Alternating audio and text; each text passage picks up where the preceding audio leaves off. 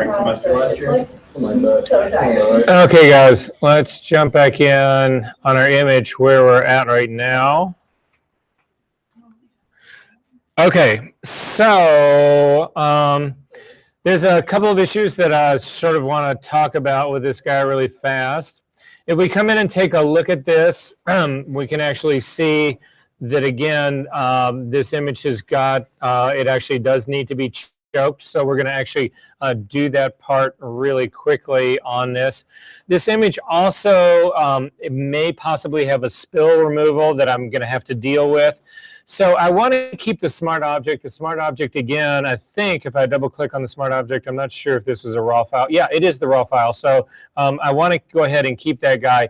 But to be able to then work on this image, I can't do that. I can't remove spill on a smart object. So I'm simply going to duplicate this layer by dragging it down to make a copy of it.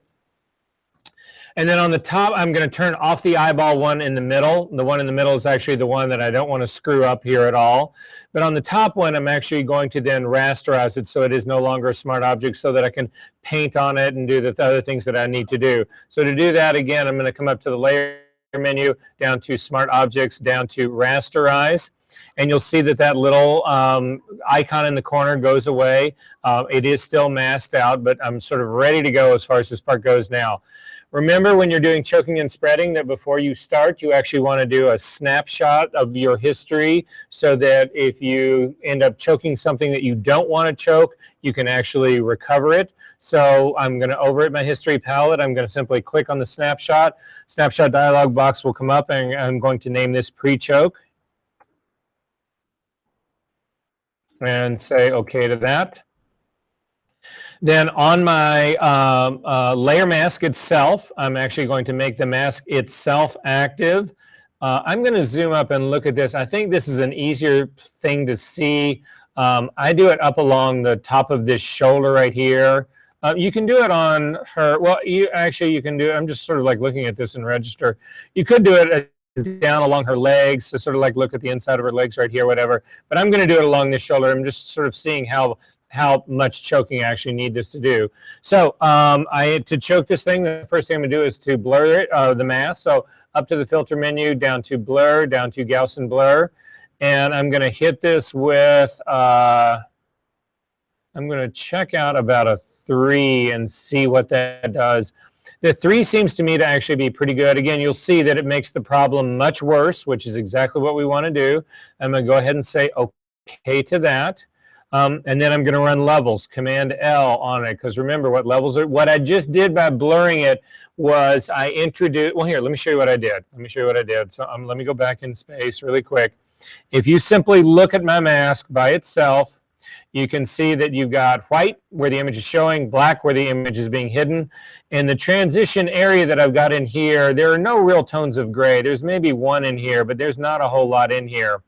So if I were to run levels on this, it doesn't really change this a whole lot. However, when I blur this mask, it actually gives me these levels of gray. And now when I run, different levels of gray.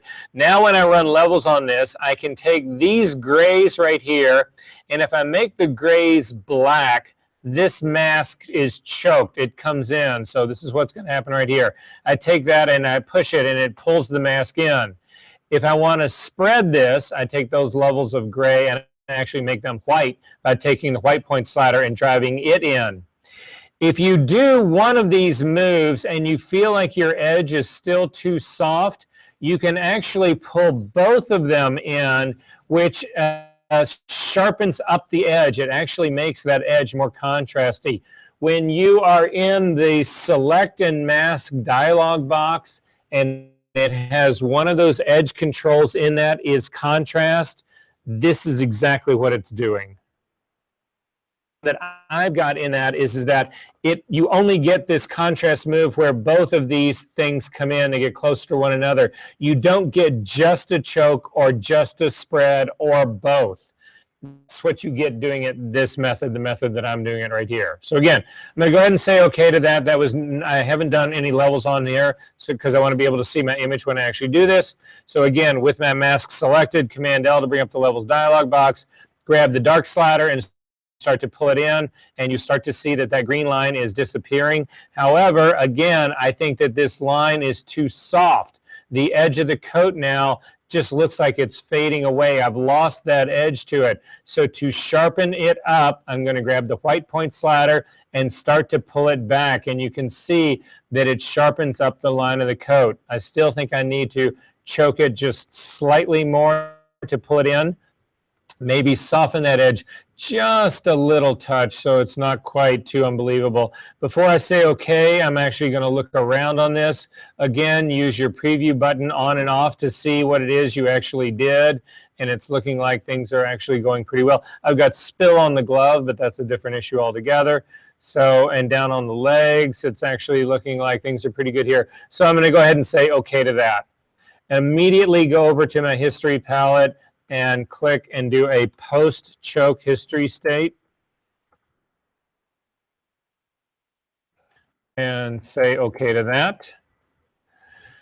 And then basically what I need to worry about, the areas that I'm pretty sure that I need to worry about are going to be her hair. And so I am going to paint her hair back with the prehistory state because I know I've lost some of the feathery part of this. So again, with the mask selected, I am actually going to go to the top of my history palette, and this pre-choke, you do not want to select it. If you select pre-choke, it'll go back to what your image looked like, but you will lose all of your history. That's not what you want to do at all. So I'm going to go back to where my history was. You simply want to click on the little box to the left of that pre-choke. So that's not selecting, that's not returning me to that state. It's merely saying that when I use the history brush, it will paint with what the image looked like when I made this, which is my pre-choke. Then finally, I'm going to come over and pick the history brush tool. It's right underneath the clone stamp tool. I'm going to click out of this. I am going to make sure that it is a normal brush. I'm going to make sure that it is a soft brush, 100% opacity, 100% flow, and a slightly larger brush. And I'm going to come over here and just paint the area that's actually around this girl's head. And I see no change at all. And the reason I'm saying no change at all is my image is what is selected, not my mask. What I'm changing is the mask. So I need to make sure that the mask is selected. And now when I do that move, I actually bring back all the feathery part of her hair. I bring back quite a bit of spill as well. Don't worry about that. We'll deal with the spill later. But I get a better feathery hair part of this. It wasn't so aggressive on that. Be careful when you get down near her jacket again, because if you hit her jacket, you bring back the edge spill that you were just trying to get rid of. Okay, so that part's actually working for me right now. The other place to check usually are her feet. And again, this area down here, a lot of times what will happen is that it'll do weird things around the toes and around the heels and that kind of stuff. It'll choke in here so you can see it's like she's lost part of the sole of this shoe. So again, with my history brush selected and this pre-choke state, I'm actually going to paint, and you'll see I just got back the bottom part of that shoe. That part got eaten away. Sometimes the bottom of the heel, the very same thing will happen, although I'm getting that back again. So I'm going to hit Command Z to undo that and just live with it. On the other side of the shoe, I'm going to see, and again, it's that same deal. I actually am losing a little bit of what was underneath that shoe. So it's really the places to actually check as far as that part goes. The last part that I need to do is to actually get rid of the spill in her hair and the spill in the rest of her body. So I'm going back to the image now to actually select it. So this is my image part. I'm now working on the pixel layer, not on the mask layer. Again, with a brush, the B key now, not the history brush, but just a regular brush, the B key. Make sure that it is a completely soft brush. Make sure that color is your blending mode now, because again, we're going to remove spill. I'm going to crank my opacity all the way up to 100%, 100% flow. I'm going to come over to this area of her hair. I'm going to hold down the Option key to sample that hair color, and then I'm going to simply remove this spill. Now again, I was seeing some of this in the work that you guys were doing before. You only want to remove the part that's got green in it. You do not want to come deep into this girl's hair, because what you end up doing is you change hair that never needed to be changed. You don't want to fix something that's not broken, because it becomes obvious. So in this area over here next to her part, I'm going to resample that to get rid of that spill here. On this area now that's on the other side of her head, I'm going to resample that part that's right there. On this bang part up here, I'm going to resample that. I'm continually resampling color in here so that it more closely matches the area that's actually surrounding it. Once I get right next to this girl's face, I'm going to go to a hard brush, because I do not want this color spill removal to hit her face. That would be a mistake. So I can hit just that last edge right there. I'm actually then, with my hard brush still selected, going to do this area right here where the coat actually meets her her hair right here as well. So again, I was too aggressive about that. You can see I made this area of her hair that's really dark right here. That's wrong. That is the area that did not need to be fixed. So Command Z to undo that. And again, sample in here and try and just bring this in a little bit easier. Then finally, I'm going to go back to a soft brush so that the blending part comes in a little bit less in this. Again, continue to resample. I think that this red is too dark for the bottom part of her hair right now. Command Z to undo that. I'm going to pick a darker color to actually get that sweep underneath. And then maybe a lighter middle color in here to get this. And then finally a much lighter color to get this area that's up in this area right here. Again, I'm trying to match the spill removal to the color of hair that it actually should be. And finally, I'm done with that. So the spill is removed of her hair. Again, the more time that you take doing that correctly, the more effective this thing looks. There's spill on her glove right here, so I'm just sampling the glove right here. And then again, coming in from the outside, only correcting what I have to do. There's maybe a little spill on that glove right there. I don't really see that much. There is possible spill on her leg. There's a little bit on this leg right here. So again, I'm going to sample that edge and just take care of that. It's the same that's on the boot. There's big spill on the front of this boot right here. So I'm sampling that edge and taking all of that out. There's also a little bit that's in the folds of those boots right there. A little bit right there. The other boot, again, has definitely got spill coming in on the side. And I get rid of that. You don't need to really resample that boot leather as much as we did her hair, because there's not that much variation in it. There is still small little bits of spill that are on the side. Once you get up to the inside of her thighs, occasionally when I've done this, I've seen a little bit there. This actually looks pretty clean to me. And the rest of it actually looks like we're pretty good to go. Oh, wait, there's a thing right in her crotch. Okay. So this image is not exactly in the place that I want it to be. You can see in my case, now yours may be completely different, but in my case, the heel that I wanted to be falling right behind that little rock is not falling behind that little rock. So again, I'm simply going to hit the V key to get the move tool, and then I'm going to use my arrow keys just to actually tap that down a little bit, just to get that heel to touch back behind that rock. And I'm going to look at this stuff over here. And as far as all of this stuff part goes, I'm feeling pretty good about where I'm at right now. However, there's a quick trick that I want to show you guys to deal with this. We need to anchor this girl in space, so there's a couple of other things we need to do.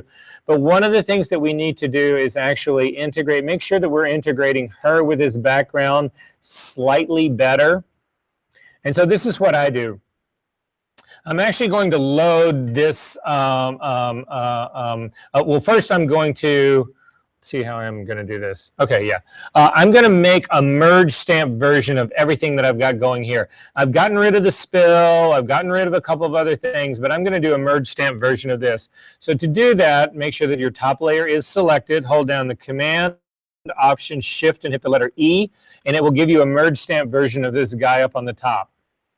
Then I'm going to load the mask that I have. Now, this mask is not the same as the one underneath it, because remember, we blurred this mask. We actually this mask. So this is the final mask. This is the one that I want to be working with. So I'm going to load this as a selection. Command click simply loads it as a selection. I'm going to zoom into this so that you can actually see what's going on here. So this is now a selection of the girl, and it's a selection of the hair. It's a selection of the outline of her. I'm then going to go up to the select menu, down to modify, and down to border. Look up at my screen to see what it is that I'm actually talking about doing. So I'm in modify, border. It used to be that I would do an expand and a contract and separate one from the other, but border makes it just as easy. So select border. A dialog box will actually open it up, and it will give you a value in pixels. To you is you've got to try this and see if it works. So I'm going to put in 10 pixels, and I'm going to say okay. And what you see happens is this. It actually then selects 5 pixels out into the woods of your image and 5 pixels into the coat of your image. So it is now selecting a little bit of woods and a little bit of background, a little bit of figure. Does that make sense what's going on here? If this was too wide, you would simply do Command Z to undo it, and then go right back in to select, modify, border, and then pick a different number. So you could, for instance, put in 5 and say okay, and you'll see that you've got a much tighter line now that's actually doing it. However, I think that 10 was a little bit closer, so I'm going to do maybe something in between the two. I'm going to hit Command Z to undo that. I'm going to do it one last time, up to modify, border, and I'm going to try like a 7 pixels, and I'm going to say okay to that. That looks about right to me. Then with this merge stamp version selected, you want to do Command J to jump that to its own layer. To see what it is you have, hold down your Option key and simply click on the eyeball, and you will see that what you have made is this incredibly fine little edge around this figure. Half of that edge is background, half of that edge is the figure. Does that make sense what's going on here? My pixel width in the border was 7 pixels. And then finally, gilding the lily here, you can throw away your merge stamp version. Don't throw away this little line that you made. Just throw away the merge stamp version, because if we want to do any other retouching on this stuff, we're going to need, we can't have that guy in the way. So with this guy, I'm going to turn everybody else on. I'm not turning on that middle guy. I'm just turning on the other guys. But with that edge, I'm actually going to name it Blurred Edge.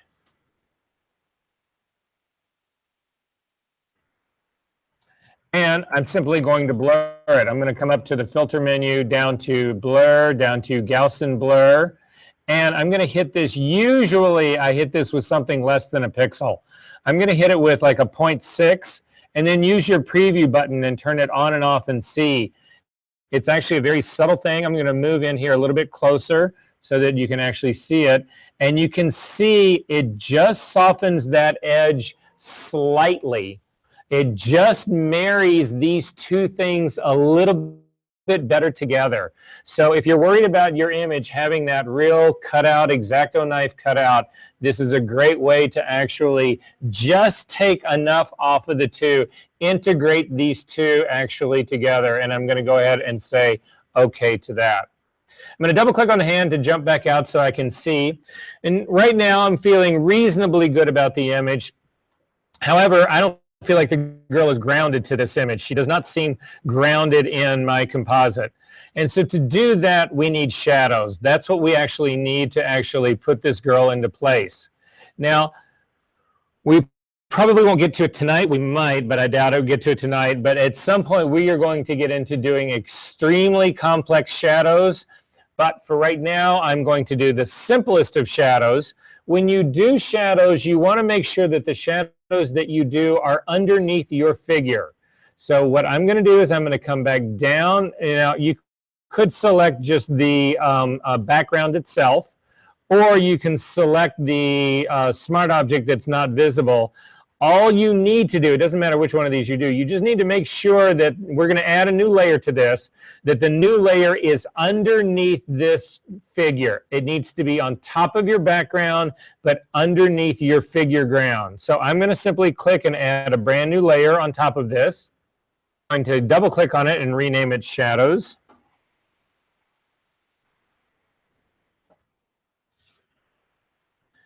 Then I'm going to take the B key to get a brush, a paintbrush. I'm going to hit the D key to default my background foreground colors to black and white. If white is your foreground color, hit the X key to get black as your foreground color.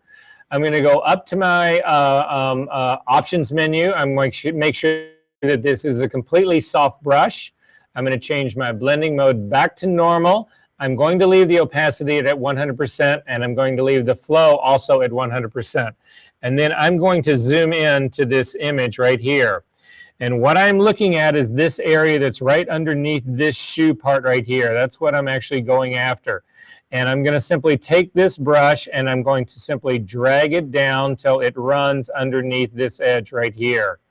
Now, what you will see is we've actually got a problem. What I've got, and the problem that I've got is this blurred edge. The blurred edge is actually in this image part right here. That's causing me a problem. Does that make sense what's going on? Because again, remember that blurred edge is a mix of the background and the shoe, and that is now sitting on top of all of this. So to get rid of that and allow my shadow to function correctly, click on the blurred edge, add a layer mask to it, and then simply paint out that blurred edge. You need to have black as your foreground color to do that. And now with that blurred edge removed from that, you can go back to your shadows and we can retweak the shadows.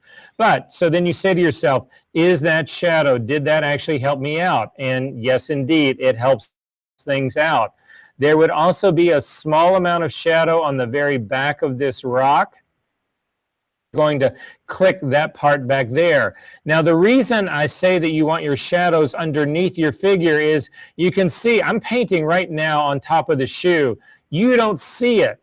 You never would. Shadows never are on top of a figure. Shadows are always underneath it. So by locating the shadow down here, I don't see it. If I move my shadow up on top of my image right here, you can actually see it covers part of the shoe. It's then this part's up here. As long as your shadows are underneath your figures, whatever, they work really well. Same thing on the side. Drag that line over here. Again, we've got a problem. That blurred edged line, part of the leaves got blurred into this shoe, so I need to hide that area. So I'm back to my blurred edge layer mask. Black is still my foreground color, and I just hide the blurred edge part of that right there so that it doesn't get in my way. And then come back to my shadows. And maybe with my shadows, I need to make it a little bit deeper. Maybe I don't. Whatever. But now you can actually see what has actually happened here. I'm going to double click on the hand to kick back out. Turning this on and off, you can see that the shadows ground the figure in place. Now, there are a lot of people who will say, well, okay, yeah, Verser, it's grounded in place. However, shadows are not opaque. They're not black like you just painted. Well, so one of your options is to go to your shadows layer and simply drop its opacity back. So start to cut this back so that it is not as deep as it actually would actually appear to be. So I've actually dropped mine back closer to like a 90%, and that actually feels a little bit better to me. If you look at the shadow, though, that's underneath this rock right here, if I'm going to look down here in this area right down here, you can actually see that this shadow has some color to it. If, again, I'm going to take my color picker, I'll take a color sampler tool, and I want to find what would actually be something that is similar to the shadow that these shoes would be creating. So for instance, this area right down here, I think, or possibly this area right down here, this actually seems to me to be something a little bit better down here, but I need a shadow to be actually on something on green. So I'm going to look at this guy right down here. I'm just going to pick a point right down here to actually drop a shadow down here. And you can see that I get a value of 7, 2, and 1. So this shadow actually has color. the shadow that I put underneath this girl's feet does not have color. If you put a color sampler point on that shadow right there, you will see that for the most part, they're exactly the same value. It's because I was painting with black. To fix that problem, what you can do is you can load these shadows, the ones that we've painted, as long as you're happy with them, you can load the ones that we've painted as a selection. So I'm going to command click to load them as a selection. Does not look like they loaded as a selection. Now they are loaded as a selection. And then I'm going to add a curve on top of this. And what that curve now has got is a black mask on it with just those two little spots where the shadow is actually visible. Does this make sense? We're all okay on this guy, right? Okay, I'm then going to turn off the pixel version of my shadows. And I'm going to go to my curve. And again, this is just like we've done when we're trying to match color and tone, when we were trying to match skin tones on the girl with the bra, when we're trying to match the skin tones of the neck of the girl who had the buck teeth. All of those, it's the very same deal. I've got two color points up here. This first color point, that's this guy right here, is reading 217, 195, 202. The shadow that I want it to be is reading 7, 2, and 1. So to simply create this, I'm going to go to my red channel. I'm going to grab the the white point of the red channel up at the very top, and I'm going to simply crank it down till that number 2 point reads 7. You can go to your arrow keys and tap down. So now this number 2 point, and you can see it's very cyan, is reading a number 7 right now. I'm going to go to my green channel and do the exact same thing. And what I'm looking for is a green of 2. And then finally, I've got a blue of 1. So I'm going to go to my blue channel, grab this, and drag it down to, I get to a 1. Now the color underneath this is matching the color underneath this exactly. Double click on the hand and kick back out, and you've got your first successful composite. There are other things that we can do. I'm going to clear out that color sampler point really quick because it's actually in my way. There are other things that you can do to help ground your figure into your composite. And one of the biggies is if you can take an element that is in your background and put it on top of your foreground element. That will actually help. So, for instance, let's say, everybody look up here at me again. You can hear this on the video, but you won't see this.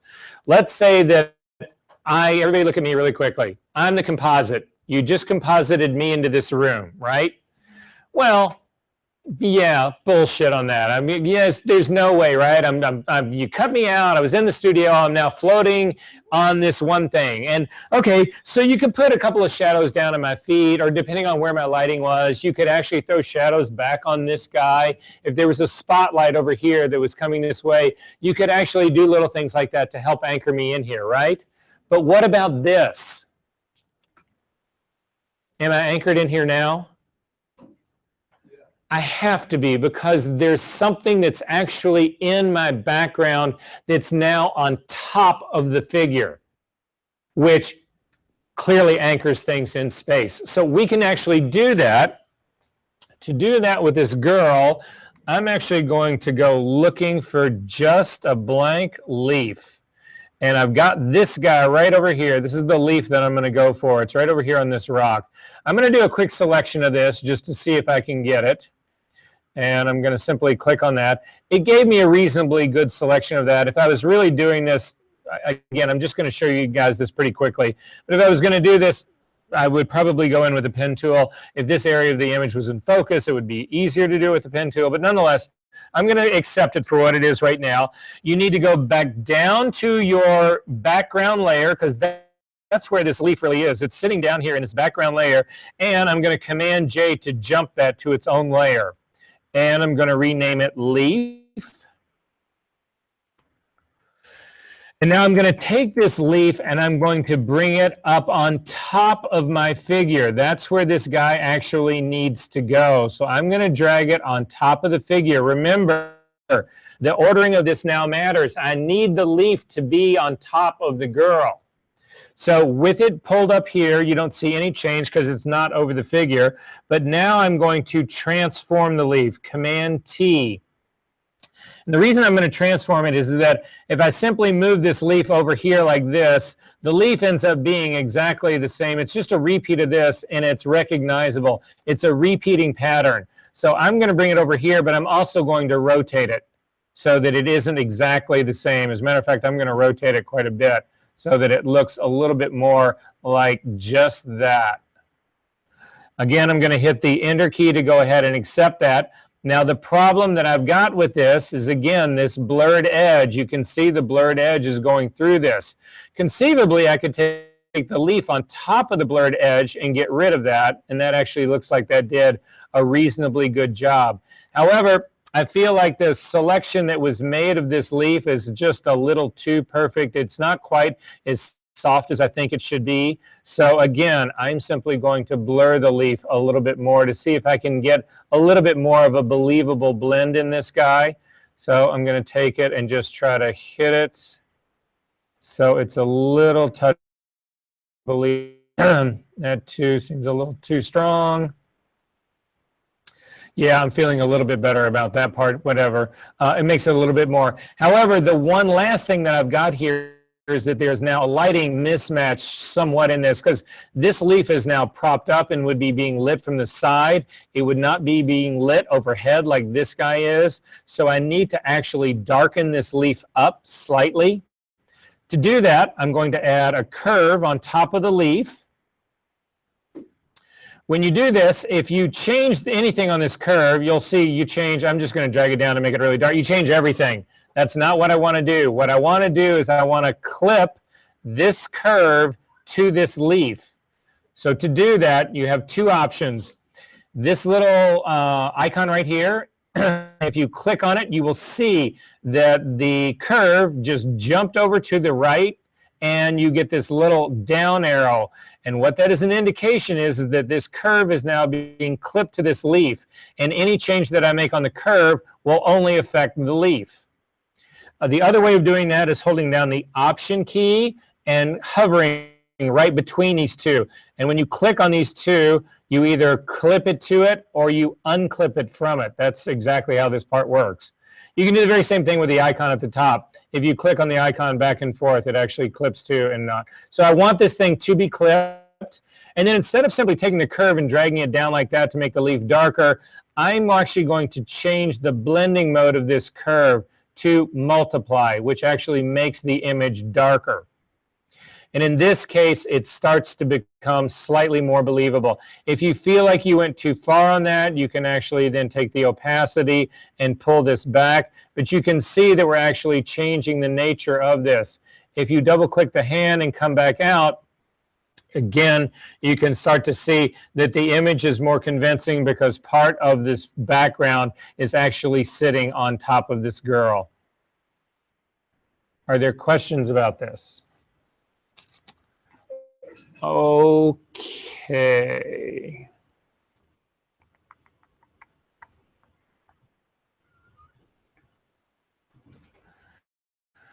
You can close this up. You don't need to save it. It's not part of your homework. If you're on the pasteboard like I am, hit the F key once to get to the black pasteboard, the F key again to get to the regular pasteboard, and then you get the little stoplights and you can close them up. You can close the other knockout image up as well. Go back into our folder for today, and actually let's get, it's in the folder called Build Background Exercise, and there's a file in here called Puppet Warp Figure. I want you to double click on that guy to bring it open up into Photoshop. How many people in this room have never worked with Puppet Warp? Oh, good. So there's a pretty fair section of you. How many people in this room work with Puppet Warp all the time and you're a pro? Okay. Okay. Well, so we're going to deal with Puppet Warp. So To deal with Puppet Warp, if you open this thing up, there's actually a figure in here. There's a group in here that's got a figure inside of it. And you'll actually see that there's a lot of, this is actually something, it was from an image that I had done before in here. You can see that there's no real smart object in here. But what you need to think about doing in Puppet Warp, or the most successful puppet warping, is this, is if you can actually knock your figure out onto a transparent background, you have the most successful use of Puppet Warp, which is what we're going to do. So in order to do that, I want you to turn off the background, the eyeball in the background, so that the girl is floating on a completely transparent space. You know it's transparent because you've got the little checkerboard in the back. Go ahead and collapse the figure group. I am activating the figure group by actually making it, just selecting it, and then I'm going to do a merge stamp version of this, which will just give me a copy of the figure completely alone on the background, on a transparent background. So again, Command Option Shift and hit the letter E, and you end up with a version of this girl that is on a completely separate background.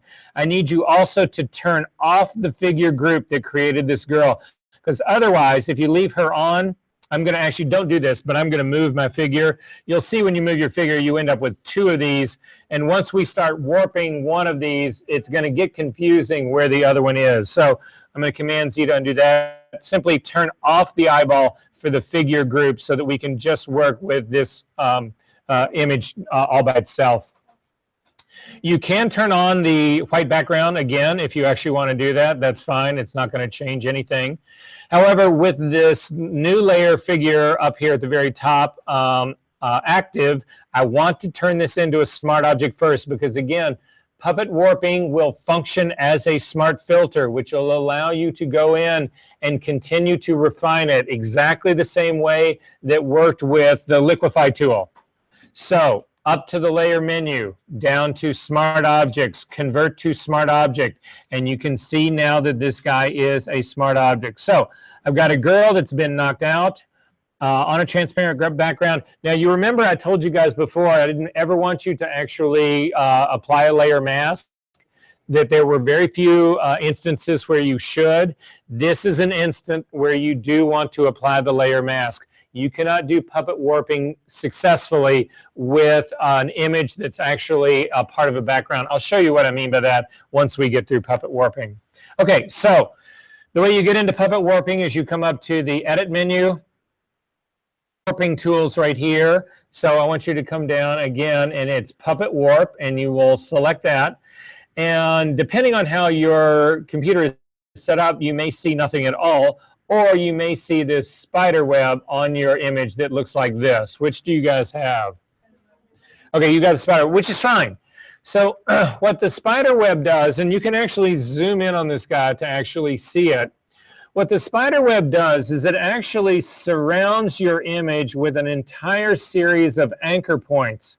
And these anchor points connect all the parts of this image to all the other parts of this image, so that when you move one of these, you can actually move the entire image. However, you can also freeze parts of this. The way I like to think about this thing really is as a spider web. However, the spider web itself, you can control. You don't need to have the spider web visible to use this tool, but I'm just going to show it to you in the beginning here so that you get some idea of sort of what's going on. Puppet warping is extremely processor intensive. So if you've got, if you're doing this on a laptop that doesn't have a really great processor in it, you probably want to stay with this standard mesh. That's what this is right here, where it says up here at the top. If you look, you've got a mode, you've got a density, and you've got an expansion, and then you've got that checkbox, whether you want to show the mesh or not. In this density, you've got three options. You've got more points, which increases the number and the complexity of the spider web. You've got normal points, which is the default. And then finally, you've got fewer points, which is much, much fewer on them. The difference in this is that the more points you have, the greater finessing work you can do, the more subtle work you can do. However, It's at a price, and that price is processing. If you have a slow processor and you are using this more points, puppet warping can take a very long time to render. Does that make sense? I'm going to say that the majority of these machines are fast enough. They've actually got, so we're going to start out. I'm going to start out with the more points, but this is another thing that you need to know is if you start out with, say, normal, and we actually start doing some puppet warping work, and then you change this to more points once you've already laid points down, it will completely distort your image. It will do it in a way that you might not. Again, I'm going to show you all of this. But what I would like to do is actually start out with, well, let's go ahead and start out with normal so I can show it to you both ways. So we're going to start out with a density of normal. I'm going to uncheck the show mesh because you don't need to have the mesh that's actually shown on there. I'm going to then back out a little bit so that I can see this girl. And then what I'm going to do is take my cursor and I am going to come right here on her elbow of her left arm, and I'm going to simply click once. And you will see that it puts a point right there on her arm. This point is supposed to be, the metaphor for this point is supposed to be a push pin. What I've just done right now is I've actually put a push pin into this girl, anchoring this point onto this background. I am then going to take a second point, and the second point that I'm going to do, I'm going to do it right in the middle of her forehead. And you can see that what happens is I just did a change in this. The original point had that little white dot in it, and you can see as I start to hover over this little guy, you can see that my cursor gets that little thing. It's supposed to look like a push pin that's actually right next to it. If I now click on this guy and drag it, you will see that the image is now rotating around the other push pin that's in the middle of her forehead. And the reason the entire image is actually moving is because of this mesh. This entire mesh is connected to everything. So when I move this, all of this connected spider web is moving with it. What's not moving is this head point up here because this thing has been anchored by a separate push pin. On here? Okay, Command Z if you've undone that. If you want to go all the way back to get rid of all of this, up here in your options palette, there's this, it looks like an arrow that's spinning around to the left. If you click on that, it will get rid of all of your push pins and return your image to normal. Okay, I'm going to uncheck the show mesh again so that I'm not seeing it. So that's really great, but that's really not sort of like what I had in mind here, what I want to do here. What I actually want to do is bend this girl's elbow. Simply click on this icon right up here, the one that's the arrow that reverses around.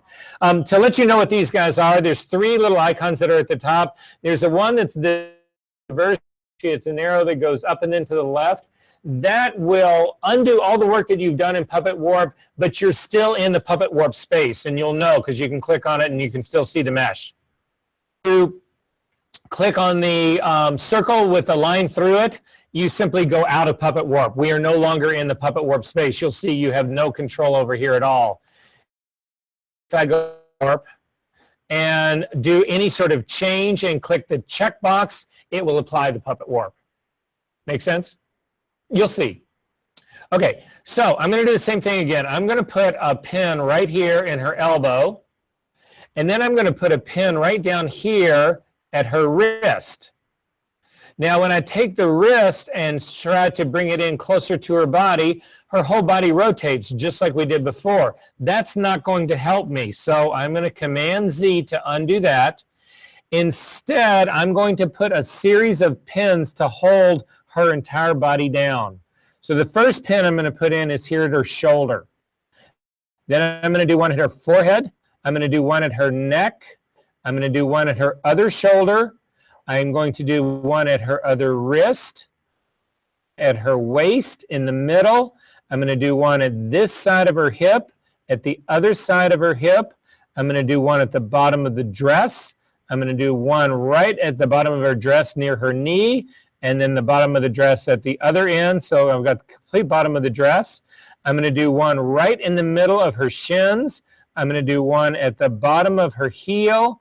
I'm going to do the one at the bottoms of her toe, and I'm probably going to put one right here at the top back edge of the boot.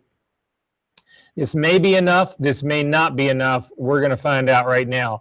So all of these are pins that are basically, actually, I'm going to do also a pin right where there would be almost her boob right here and the other side as well, just so that I anchor all of this down. Now, with all of these pins anchored down like this, these areas of that mesh will not move. This, however, will. So I'm going to come back to this wrist right here, and I'm going to click on this hand. Now, this hand will move. All of these others should stay in place. So I'm going to click and bring this in this direction, and I am now bringing this hand over so that this girl can scratch her butt. Now, I've got a problem here, in my opinion, and the problem that I've got here is that it kept the rest of her body frozen. That part actually worked out really well for me. However, I curved this arm, which I don't want to actually have happen. So I'm going to set another pin right here in the middle of her arm. Now, with this pin active, I will be able to move this area. However, her wrist is pinned into place. Her arm is pinned into place, as is the rest of her body. Still in place is her hand. So when I take this pin and push it in, it will correct that squareness of her arm, but you'll see it also allows her hand to kick back out a little bit. But now in this case, what I've actually got is something that I would say you guys can't do in Liquify. So in order to accept this, well, two things you need to look at. I want you to zoom in and look, because do you have where the hand is actually behind part of the skirt? Make sure that you've got part in. But what you can see here, if you zoom into this, is that there's a line that separates the two that is a clear indication that this is a fake. That is not anomaly, that's a consequence of being in the puppet warp space.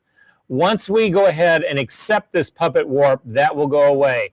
To accept the puppet warp, you come up here and you click on that checkbox. And when you do that, you will actually see that this girl's, you have now actually bent this girl's elbow and brought her hand behind her skirt, and there's no line here anymore. I'm going to double click the hand to kick back out. I'm going to go back one step in history, and you people should be fucking jumping up and down and screaming right now. Are you kidding me? This is nuts. Oh, well then you're really going to hate where we're going now. Okay, so you say to me, okay, well, Versa, that's really great, but what's up with the hand behind the skirt part? That's not where I wanted it. If you double click on Puppet Warp, it again, this is a smart object, and this is the reason you want to do this as a smart object, because it is a smart filter. If you go right back in, and those points actually exist exactly where they were. And now I want you to zoom in to her hand, to this area right here. If you select the wrist point to make it active, you can say you know it's active because it's got that little white dot in it. All the others are little black dots. The white dot is the one that actually does the moving part. All the black dots are the ones that are frozen in place. If you look up at here in your options palette, you have what's called pin depth. And what we can do is we can say we want this pin, or what's controlling this, to move up higher in the stack. So if you click on this, you will actually see that it's moved this pin higher in the stack than the areas that we pinned later. So it's in front of this pin that was along the bottom of the skirt, the pin that was along her waist right here. Those sets of pins are now lower in the stack, which brings her hand in the front part. If for some reason it had started out this way and you wanted to push the hand back, again with this pin by her hand, you would click on the down arrow to shove the pin depth further down. But in my case, I want it to be in front of the skirt. You will also notice that, again, you've got that white line that goes around that. That is the anomaly of being in the Puppet Warp space. When you hit the checkbox, you will see that you have now just brought this girl's hand in front of her skirt, which is insane. Yes? Can you save your... As long as you keep this as a smart object and you save this file, those pins are there forever. So here, let's find out. File menu, come down and do a save as, and let's just call it, you can leave it as Puppet Warp Figure. Don't overwrite the file you've got. Put it on your desktop so you can throw this guy away. This is not part of your homework. So then put it on your desktop to do the saving. Go ahead and close it up. We just got rid of it. Come to your file menu, come down to open recent, and open it. It'll be the top figure. Open it right back up again.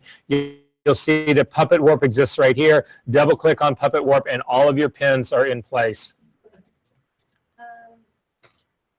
Which cannot happen if you're not doing smart objects. So would you make it more realistic looking with Liquify once you've done this? You could easily try to do that. I don't know what you don't think is realistic about this. What looks fake to you?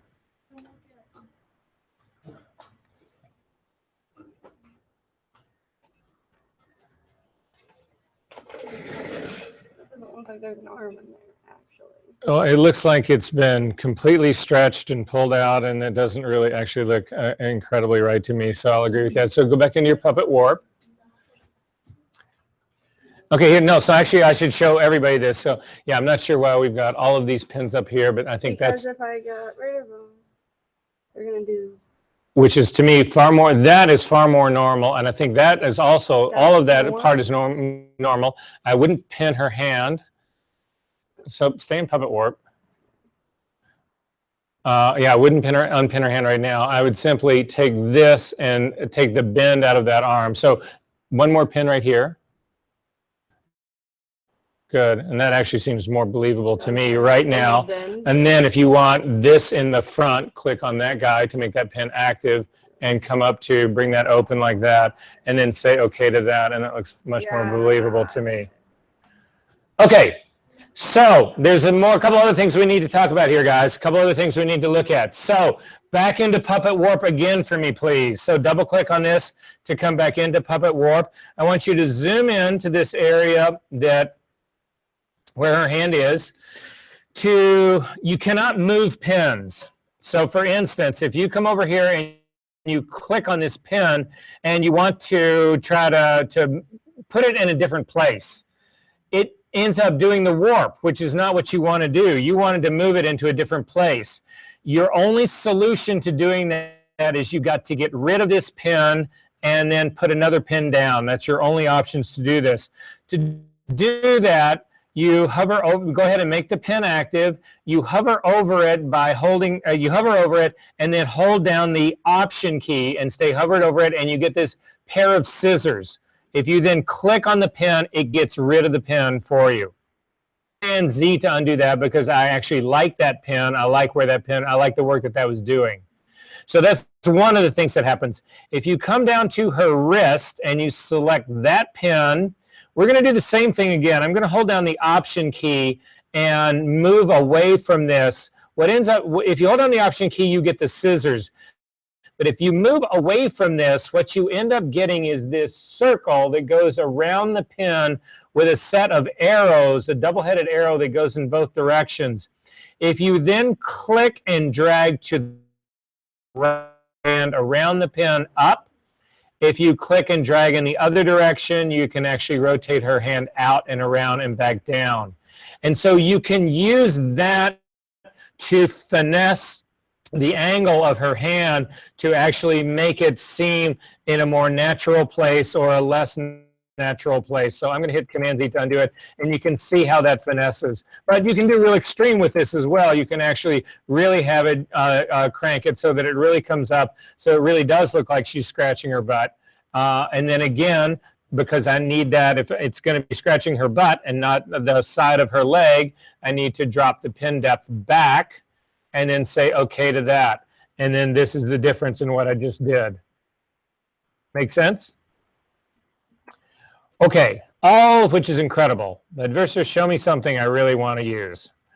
Okay, you remember I said to you guys in most of all fashion, and I know that there are fashion photographers in here, but I know there's also a whole other group of people in this room as well, so this is not directed just at that. But in fashion, people typically, in most of the work that's happening in these days, whatever, people are being made taller. You stretch them, and how do you stretch them? You're right. You're absolutely right, Katie. I love that about you. What a lot of people will do is this. Actually, I'm going to, well, we can, let me see if I want to do it here. Yeah, we can actually do it here as well. We'll start with it right here. So if you're in Puppet Warp right now, go ahead and accept the Puppet Warp part, whatever you've done in here. Go ahead and accept that part and just come out. We need to be working on just this regular layer right here. So on the smart object, I'm going to do a transform, Command T, and it's going to say, okay, we're temporarily going to turn off all your other smart filters. You can go ahead and say okay to that. So that's why the hand comes back out. Don't worry about that part, because once we do this, it'll actually come back in. And so what a lot of people will do is they will simply, with a transform, they will simply stretch this girl and make her taller. The problem with that is it distorts her face. It does make her taller, but her face gets narrower. And so what other people will do is they'll actually do this. I'm going to Command Z to undo that. What other people will do is this. They'll actually... I'm going to go ahead and hit enter just to get out of this space. I'm going to make a copy of this smart object. I'm going to get rid of the smart filters. I'm going to actually rasterize this thing so it's no longer a smart object. Actually, hang on. I'm going to actually turn off the smart object that's underneath it. I'm going to rasterize this so it is no longer a smart object. And so up to layer, down to smart object. And I'm going to go ahead and rasterize it. And then what these people will actually do is they will take the lasso tool and they will select just this area of her waist and around her legs like this, and that, Command T. And again, this will let you stretch her legs out, whatever. It avoids what's going on in her face. And sometimes that works really well. Command D to deselect, but then a lot of times you end up with this. You'll end up with these anomalies where the stretched out part doesn't match up with the old part any longer. You end up with this line. Sometimes it'll pull these things apart. It's just not, again, it can work that way, but there's a better way of doing that. So I'm going to throw this guy away. I am going to turn back on my smart object. I'm going to go back into Puppet Warp. I'm going to zoom back out a little bit so I can see a little bit more of this. So for me, I actually do want to make this girl taller. So I'm going to do this in two phases. I'm actually going to, the first phase I'm going to start with is I'm going to actually make her thighs a little bit longer. I'm going to do this in two steps. So to make her thighs longer, I've got a series of points that are anchoring her waist right here, which is what I want. However, I want to then take this whole lower part of her body and stretch it down to make it longer. To do that, you need to select multiple points. So to select multiple points, I'm going to click on this first one that's right here at the back of her dress. Then I'm going to hold down the Shift key, and I'm going to click on this one right by her knee. Then I'm going to click on this one on the other side of her dress right here. Now, if you only clicked on these 3 points right here, and then you click on any one of them and drag, you make her thighs longer, but because her legs are pinned as well, you make her calves shorter. That's not what you want to do. Command Z to undo that. Still holding down the shift key, you need to add the pins that are all down here at her shoes and at her feet. So everything that is below her waist right here, grabbing, because that's what I'm going to move. Everything that above stays pinned. Lindsay. Why do you select more than one? Mine only lets me select one. Okay, so just select one to start with, and it makes it white, right? Yeah. Okay, hold down the shift key and select the second one. Okay. Keep going and select all the rest. You're good to go. Oh, wait. How do I? Wait. I figured it out. All right, you're good. So now I've actually got multiple pins that are selected. And again, I can grab, it doesn't matter which one of these you grab because it's going to pull them all the same, but I'm going to grab the one that is by her skirt, and I'm going to simply pull this down to make it a little bit longer in her thighs. Now, don't get crazy with this. A little goes a long way. However, I'm not done yet, so I'm going to zoom back out and take a look and make sure I didn't make this look absolutely ridiculous. You can do Command Z to go back and forth, actually say, you know, how much of that you actually liked. And if you feel like you went too far, you can actually take it back up a little bit to take a little bit of the edge off. However, now I want to make the legs longer as well. What I'm really trying to do, I'm worried about the pin that's right here in the middle of her leg, because if I use the pin that's in the middle of her leg, if I pull her boots down, it will actually stretch her shins out only. It will not stretch all of the rest of this out. So I need to get rid of this pin that's here in the middle of her leg. So again, to do that, hold down the Option key, you get the scissors, click, it gets rid of that pin. And now I'm going to click any single pin. I'm going to click on this one on the top of her boot. You will notice that all the little white dots go away from everybody else. So again, I'm going to then try to stretch this out. I am going to add, hold down the Shift key, I am going to add a pin here, a pin here. I'm again holding down the Shift key to, I'm sorry, I'm totally doing this wrong. Select a pin down here at the bottom. I'm going to leave these pinned in place. The entire bottom of her skirt is pinned into place. What I'm going to do is select just her boots. So a pin there, hold down the Shift key, select this pin and select this pin. And now, sorry, the pin on her toe. And now grab any one of these, and as you pull down, you'll see that you're actually dragging, again, everything above this skirt line is actually being held into place. The boots are actually pulling down. I'm not distorting the boots because they are all pinned in relationship to each other. Command Z will take me back and forth. Yep, like the way that looks. And go ahead and say okay to that. And to kick back out. And I've just made this girl taller.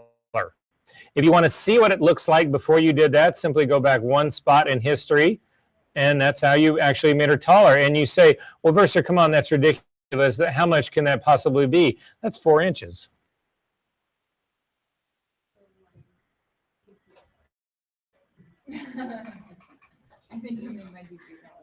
Okay, one final thing that we're going to actually do. Go back into Puppet Warp for me again really quick, if you will, please. We're back into Puppet Warp. And into this girl's face. I want to actually make this girl's neck taller. In here, actually, zoom back out really quick, just so that you can see what happens here. You remember I said that you shouldn't change the density of this while you're still, once you've got pins down? I don't know how much this is going to change, but look what happens when you change from normal to more points. And none of my image just rotated. You see what happened? That is not what you want to have happen. So this whole thing, if we actually then go back to fewer points, it just starts distorting the hell out of this. So you need to set the point mesh, the density, before you start putting pins down. Otherwise, you will screw this up. To get out of here without screwing anything else up, simply, again, click on the circle that's got the little line through it. It will take you back out of Puppet Warp. Then you can double click on it to go back into Puppet Warp. So the last thing that we're going to do here is we're going to zoom in really close. I'm going to try to stretch this girl's neck out a little bit more. So to do so, I'm going to set another pin right around. I'm sort of going to do this weird, I was starting to come around, and you get this warning message that comes up, and it says, we cannot add a new pin here because the number, it's too close to an existing pin already. And the reason that is happening is because of our mesh. Our mesh is not fine enough to handle all of these other pins. We would have been much better off starting with the more point mesh. Then you can get a lot of pins that are really close to one another to do this finer control. But that horse has already left this barn, so I'm not going to go down that road. Katie. So, are you trying to tell us that this is what we should have done to the girl's head? Yeah. Oh my gosh, how do you do that? We'll talk about that next week. Good Lord. But Katie, you're right. This is definitely one of the ways to actually have done this, because this would have made a complete difference. There's no distortion in the face when you do this. Yeah. Yes. Wait, so it wasn't possible? Oh, no, it is possible. There's a whole series of solutions. We'll talk about next week. We'll talk about next week. I haven't graded it yet. Down like 80 points because we got the head wrong? Don't worry about it. Everybody is doing fine in this class, I think, so don't worry about it. Okay, focus, guys. We got to get through this. Okay, so this is the next thing I'm going to do. I'm actually going to try to put pins around this girl's face. And again, I'm just putting them around her cheek, but you've got to go all the way around. You've got to do her hair. You've got to do her ears. Warnings that come up. So you're trying to lay down as many pins as possible. And because I can't lay down the number of pins that I really should, I'm probably still going to get some distortion in here. I've got her around her face pretty well done here. You've got to lay points that are actually inside on her face as well. And again, you keep getting these warning messages, but I'm trying to get as many down here as I possibly can. This hopefully will allow me to grab her face and not distort it, but I can't promise anything. I'm going to put as many down. Again, to do this kind of work, I really should have been using a more point density on this. But then around her shoulders, I've actually got, again, I'm trying to freeze this area that's sort of around her shoulders. You'll see again. So I don't know how successful this is going to be, but we're going to find out right now. So with that being said, the first pin in her nose is selected. I'm holding down the shift key. I'm going to select every single other part of her face and her hair, all the other points that make up her face. I wish there was a way to do this where you could almost, like click and drag across like you can with the pen tool to select multiple points. But to my knowledge, there isn't a way to do that. So with all the points on her face, then up on her eyes as well, all these points actually selected, I'm going to grab the one in her forehead and start to drag up, actually stretch her neck out. And you can see I'm getting some distortion in her eyes. I'm getting, I missed a point right down here. Hang on, I missed a point that was right here on her chin in my selection. So I'm going to try that again. And it's actually doing a reasonably good job of that, because that is the other thing everybody is doing in fashion, is elongating necks. So I'm going to go ahead and say okay to that simply by hitting the enter key. And then again, you can actually then, if you want to see the difference in our work, you can actually then simply turn off the eyeball by the puppet warp and see what difference it was you actually made.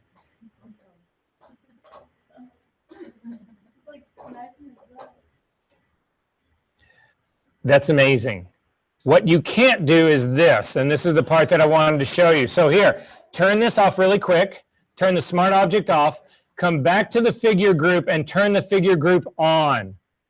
So I've turned off my smart object, I've turned the figure group on, my background is still on. Let's do again another merge stamp version of this. Command Option Shift and hit the E key to get a merge stamp version of this.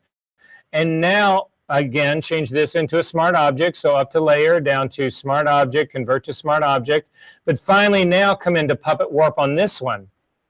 That your mesh, if you turn it on, covers your entire image. So the idea of being able to do these moves, try to move that hand in right now, you will never be able to do it. So your ability to do the quality knockouts that you guys can do now to isolate figures in conjunction with Puppet Warp, lets you do stuff that is it's jaw-dropping. Yeah, jaw-dropping or neck stretching. So, for instance, I'm standing. I need everybody to see me. You need to be able to see my hands. So if you're in the back, stand up. Look at me really quick right here.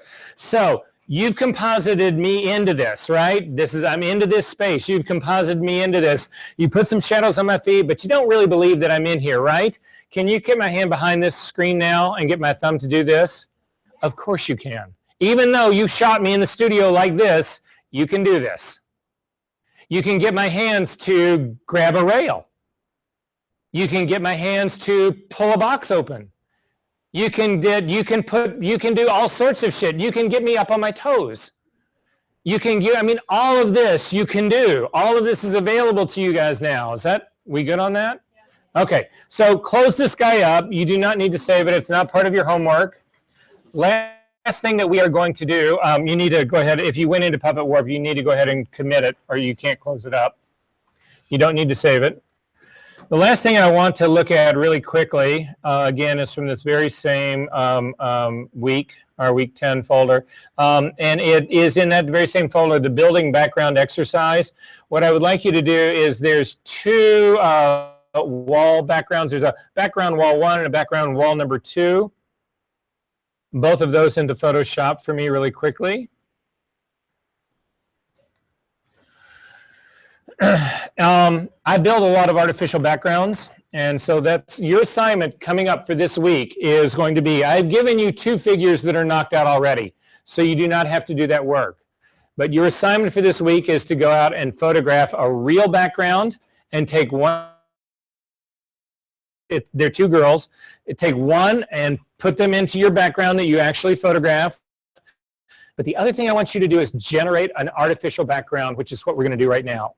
Make sense? So you're going to build an artificial background and put a girl into it, and you're also going to shoot a real background. You don't have to shoot one. If you've got backgrounds that you've already got and you want to use them, I'm fine with that. You don't have to go out. So if you've got, picture of Grant Park and that's what the background you want to use, great. You don't have to go out and shoot Grant Park again. And if the weather's anything like it is now, whatever, yes. With putting them in a background, are we just putting it on a background, or do we need to make it look like they're in? All the tricks that we are doing I want shadows, I want puppet warping, I want liquify, I want you to match exposure, I want you to match perspective, I want you to match color, I want you to match contrast, I want you to get them as believable as you can get them. Yeah. I've already done the knockout for you, for Christ's sake. You don't have to do that. All right. I know, right? What a guy.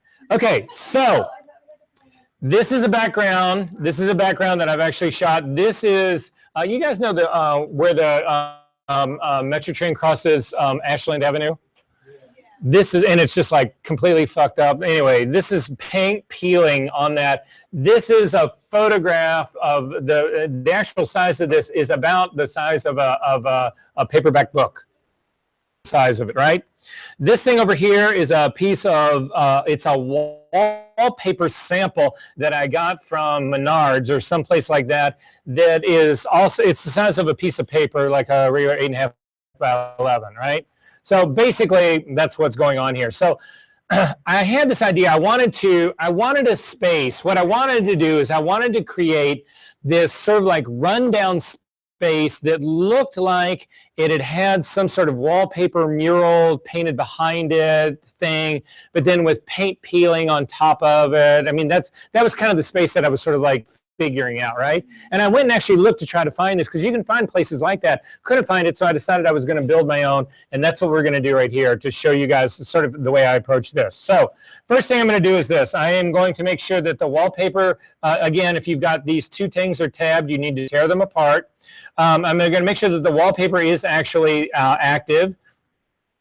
Paper, just the top layer, the layer number 2, and I'm going to drag it on top of the paint, the peeling paint guy, whatever. I'm going to hold down the shift key and bring it into space. Now, in this case, you'll see that there is a background, and it came in on top of the background, but there's also a curve on this. This is a contrast curve that's actually sitting here. I don't want to add contrast to this, so I need you to take the wallpaper and bring it up on top of that curve. I do want the curve to actually add contrast to my peeling paint, but I don't want it to add contrast to this guy right here. Does that make sense where we're at? So the next thing I'm going to do is this wallpaper is not big enough to cover this entire space. So again, because I'm going to do a transform here and I try to do nothing destructive, how can I transform this without it being a destructive transform? Exactly. So I'm going to make this a smart object first. Up to the image menu, down to, the layer menu, down to smart objects, convert to smart object. This is now a smart object. I am now going to transform it. Command T to bring up the transform dialog box. Click on the link between width and height. And then I'm simply going to take width and start dragging it so that I get this thing so it's actually wide enough to cover my own space. You can actually move this guy around a little bit as well if you want to sort of like, I'm going to center the red rose kind of a little bit more in the middle, and then I'm going to hit OK. Yes? I don't know what she did. Oh. I just Go back in history and just do it again. I just like missed the last like Okay. 5 directions because I had to fix something. Okay, fine. Going back to the beginning. Do you have the 2 files? Yes. Okay, I'm going to take the wallpaper, drag it on top of the painted peely paint, hold down the shift key to bring it in register. Drag it above the curve that's in there because this is a contrast curve. I don't want to make the paper any contrast here. I do want to transform this, but I don't want the transform to be destructive, so I need to change this to a smart object. Up to the layer menu, down to smart objects, convert to smart object. This is now a smart object. Now I can actually do a transform, Command T, and it's non-destructive. I can just drag this across, but I think it distorts this a little too much. So I click on the link between width and height, and it makes it do it in register. So the width and the ratio stays the same. It got just as big as it did wide. And then simply hit the checkbox or hit enter, and we're now covering the whole thing. Make sense? Okay. So now what I could do is I could put a layer mask on this guy and then change this layer mask to being black by simply inverting it. And that makes it black, it hides it, and then I could take a brush, and again, I'm going to make sure that it's a normal brush, 100% opacity, make sure it's a soft brush, and I'm going to come in here, and I could start painting. I'm going to, make sure that white is my foreground color. I'm working on this mask, and I could start trying to paint this stuff in to make it look like that this image is back behind this paint peely wall. That is one way of doing it. I would strongly suggest that not be the way you do it because I'm not ever going to believe that. This looks exactly like what I think we're doing. So instead, I'm going to get rid of that mask. I'm going to turn this guy off. What I'm going to do is I'm going to generate a luminosity mask. And the way you do that is you come over here to your channels palette. You simply command click on this and it loads the luminosity. It loads this as a selection. Selections are luminosity. This goes all the way back to Sunny. Same thing. I am then going to save this selection on the RGB channel. You have to hide the flowers first. Hide the flowers. You can have the curve on if you want. It doesn't really matter, but nonetheless, leave the curve on. If you come over to the RGB guy, hold down the command key, click, you load the luminosity of this as a selection. Up to the select menu, down to save selection, and call it luminosity. Luminosity paint. And say OK. Command D to deselect. And then if you look at the bottom of your channels palette, you'll see it's right here. It's this guy. It's just a black and white version of this. That's what it is. Make sense? I want to use this as the mask for this layer guy right here. So if I use this, I load this as a mask right now, and I load it as a mask on this that are white. Are they going to show the wallpaper or are they going to hide the wallpaper? Totally show it. So let's look at that. We're going to load this thing as a selection. Command click just to load it as a selection. I'm going to go all the way back up to make my RGB active again. I'm going to make my smart object active, and I'm going to go ahead and come in here and simply add a layer mask. And you can see that all of those white layers really dominate this thing. So it looks like, it doesn't look like the image is behind the wallpaper at all, because all of this white area of the mask is actually letting all the wallpaper show through.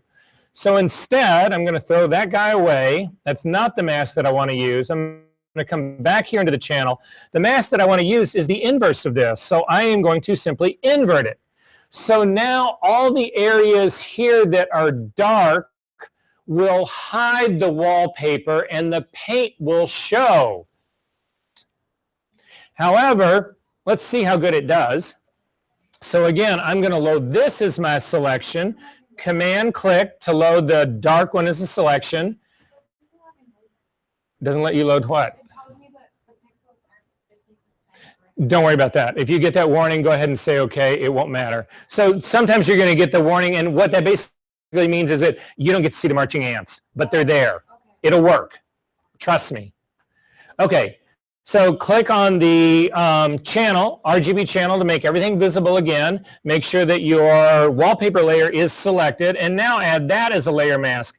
And you can see that now what has happened is that a lot of the texture of the background, again, the paint is now sitting on top of this because that is being, those areas are being hidden. But my mask was generated from the luminosity of the image. Is this more believable to you than when I went in there with a fucking paintbrush and started to try to paint that?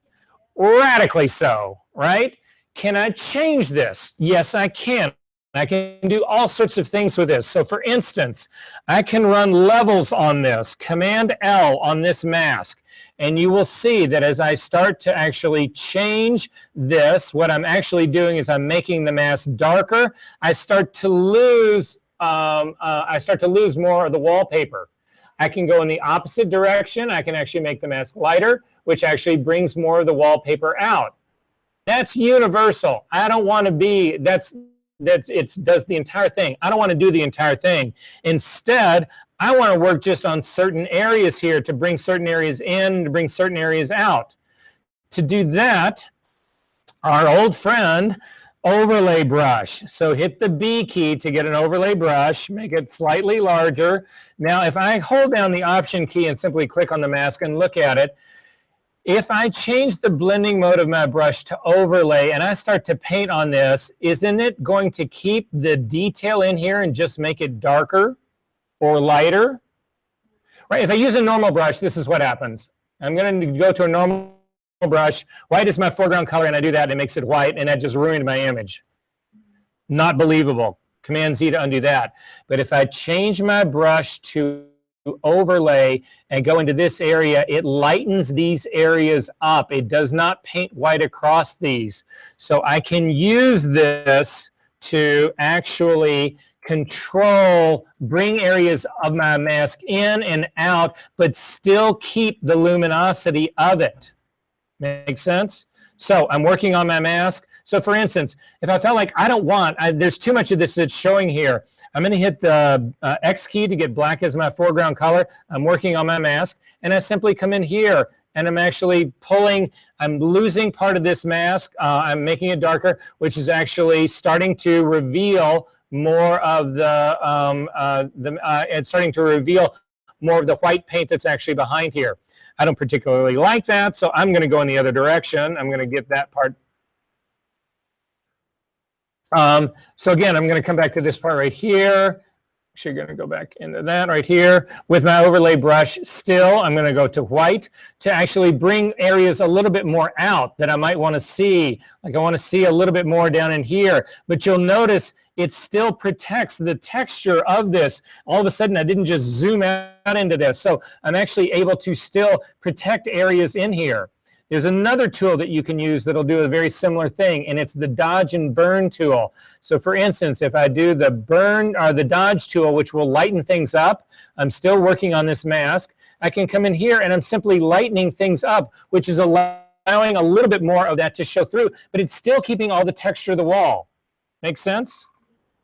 Okay, This is going to be the quickest in the world we do. Next thing I need you to do is really quickly go back into that same folder and find the Puppet Warp guy. There's a Puppet Warp figure. I need you to open that guy up. I need you to then drag this figure, you can drag the entire group onto this new background. Hold down the shift key and let go, and the girl comes right into the middle. This is what I'm going to need you guys to do. You can close up the Puppet Warp figure now, and you've just got a girl floating in space in there, right? I just went into my file folder. I opened up this Puppet Warp figure. It does. So if you just grab the figure group by itself and drag it in here, you don't bring the white background with it. But it's gonna have like a little white halo, right? Let's not worry about the white halo because we got 5 minutes to do this. Okay. I don't necessarily see a white I halo. see it on yours. So it's like around the whole image of what the white, where the white is. Oh, around this part right here. Yeah, that actually has to do with the curve, I think. I don't know. Well, I'll figure out where. No, it's actually from the figure. That's what it's from. If you look at the figure, you'll see that all the masks in the figure down here, it's this guy right down here. It's this culprit right there. That guy is what's causing it. So anyway, let's ignore that. No, for right now. Okay, so I'm going to collapse this part. So I need a ground for this. I need a figure for this. So finally go back in one more time. There is a concrete glossy cement. I want you to drag that onto Photoshop. If you just double click it, I think it's a JPEG, and it'll open up in something else. You're going to get a color mismatch warning. Don't worry about that. We'll be fine on that. So this is a thing of concrete that I got off of Google Images, and it's a picture of the concrete looking straight down. I am going to make this my floor. I'm going to drag this on top of my image. Hold down the shift key to bring it into place. It's going to say, yes, do we need to change this because of the mismatch? I'm going to say, go ahead. Yes, we do need to change this. This is on top. The floor needs to go underneath the girl. So I'm going to drag it down here so that it is underneath her. And I'm going to go to my pasteboard because I've got to do a really radical shift on this guy. So if I take this guy, what I need is I'm looking at it flat. I need a floor. So to change this, I am going to transform this doing a perspective correction. So to do it, I am going to, again, turn it into a smart object first. This is now a smart object. Command T to transform this guy. The first thing I'm going to do is to actually bring it down here so that it's down more as a floor would actually be. Then I'm going to come up to my edit menu, down to transform, and I'm going to do perspective. I am then going to come over to this top corner and drag because I need to get the floor at least as wide as my image. However, I have just created a ceiling, not a floor. The top of this thing is now coming at me. The bottom is receding. But if I start to then crank the bottom and get it much wider, the perspective starts to shift and this thing starts to become a floor. This is not enough. I am going to then zoom out of my image. This is why I'm on the pasteboard. And I'm going to continue to do this distortion till I really crank the hell out of this guy. I hit the Enter key to actually do it, and then zoom in and see, did I create a floor? And yes, I did. This floor is now exactly the way I want it. However, she's too far from the background, so I'm going to simply take the floor and move it by simply dragging it down. And the more I drag this down, the closer to the background she becomes. Is this all making sense, guys? Final thing that we're going to do here really quickly is add a small shadow. So again, the floor underneath the figure, I'm going to simply add a brand new layer right here. I'm going to take a brush, a paint brush right here. Black is my foreground color. I'm changing my blending mode back to normal again, and make this a much smaller brush. and come here and drop a small amount of shadow underneath her like that. Then take the opacity of this and drag this way down like this. And I've somewhat got this girl anchored into space. Now, that is not the best shadow for me. I will show you guys how to do much more complex shadows next week, more believable stuff. But you sort of get where this is all going. One last thing that we need to talk about in this is focus. So in focus on this, if this girl was this sharp, would that background be as sharp as it is? No. So to change that, turn off the shadow, turn off the figure. We need to basically, and turn off the floor. We need to combine all of the work we've done here into a single layer. So again, with everything else off, the top layer is selected. Command Option Shift, hit the letter E, and you get a merge stamp version of this. You turn it into a smart object. Then you can actually turn the floor back on, the figure back on, the shadows back on. You can now blur this background up to the filter menu, down to blur, down to Gaussian blur. And because this is a smart object, it will be always remembered. So I'm going to hit it with like a 1 pixel blur and say okay. But again, it's a smart object. So if it turns out that that was too strong, I can simply open it up again and maybe drop it down to like a 0.7. Life is grand. Makes sense? One final thing, because we've got 2 minutes to do it. The floor, our depth of field in the floor, you would actually have a blur here in the beginning, sharpness where the girl was, and then a blur in the background as well, right? So again, this is a smart object, so I'm going to blur the entire background. So again, up to filter and blur, down to Gaussian blur. And I'm going to hit this a little harder just so that you guys can actually see it. But you would want the blur on the back to match the blur on the wall. And I'm going to say okay to that. But now I've blurred the entire background, the entire floor. The whole thing got blurred. That's not what I want. What I need is an area in here that is actually not blurred, that is sharp. If you go to your gradient tool, in a typical gradient, if we go to the Smart Filter mask, what you can do is you can click and pull a gradient, and what you'll see happen, sorry, let me click on a linear gradient, and going from front to back, linear gradient, yours should look like this now. Click and drag front to back, you'll see that it puts a gradient on here, and what that gradient has done is it's allowed, you see this white area in the front, it's blurry in the front, but it's sharp in the back. I can drag the other direction, and it's blurry in the back and it's sharp in the front. But I need both. I need blurry in the back and I need blurry in the front. To do that, you go to the top gradients up here. There's a gradient up here called a barrel. I think that's what they call this, is a barrel gradient. No, a reflected gradient. This is a reflected gradient. It's this one up here. If you use this guy, I'm going to come in this area right next to her feet and drag a short line. You can see, look at the gradient that this is actually done. It's black in the back, which is, again, keeping my blur off. It's black in the front, which is also keeping my blur off. This is the exact opposite of what I want. Does that make sense what's going on here? Invert this mask. And now what I've got is an area that's blurred in the background, sharp at her feet, blurred in the foreground, depth of field. Are there questions about this? Did that part make sense? We good? Okay, I'll see you guys next week. Oh, drop your homework and I'll show you the Dropbox. No, you don't need to save this.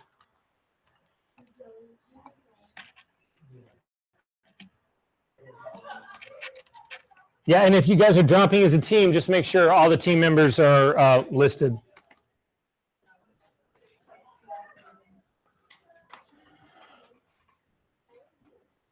Oh, okay.